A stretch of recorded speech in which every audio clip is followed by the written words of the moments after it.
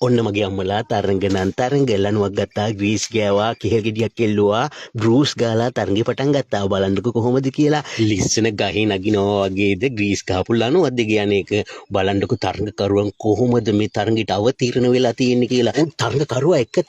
තැන මේ මොහොතේදී පල් වෙන ආකාරයක් පෙන්වු කරනවා ඔව් තවත් තරංගකරුවේ තරංගයට අවතීර්ණ වෙලා තියෙනවා තව තරංගකරුවේ කුඩින් එනවා කට්ටියට පේනවා ඉතින් තරංගේ අති උච්චතම අවස්ථාවට තමයි මේ පැමිණලා තියෙන්නේ බලන්න තරංගකරුවන් එක පිට එක රොත්ත පිටින් මේ තරංගයට අවතීර්ණ වෙනවා මේ කේල් ගෙඩිය ගැනීමේ තරංගයට ඉතින් අපි දැකපු සුවිශේෂීම දෙයක් තමයි තරංගකරුවන් උදෑසන සිට මේ ක්‍රීඩාංගණයේ පුරා එක්රොක් වී මේ තරංගයට ඉදිරිපත් වීමට ලක ලෑස්ති වෙන ආකාරයක් ඉතින් ඇත්තටම තරංගකරුවන්ගේ උනන්දුව කැපවීම කොච්චරද කියලා කියනවනම් අපි කියපු වෙලාවටත් කලින් තරංගකරුවන් පැමිණ සිටියා බලන්න අද කේල් ගෙඩියේ ගැනීමේ තරංගෙන් කවුද ජයග්‍රහණය කරන්න කියලා මම නම් හිතන්නේ මේ අන්තිම තරංගකරුවා මේක ගන්නව අනිවාර්යයෙන්ම ජයග්‍රහණය කරනවා කියලා ඉතින් ඇත්තටම සතුට දනවන කාරණයක් නම් ඔහුට ගන්න බැරි වුණා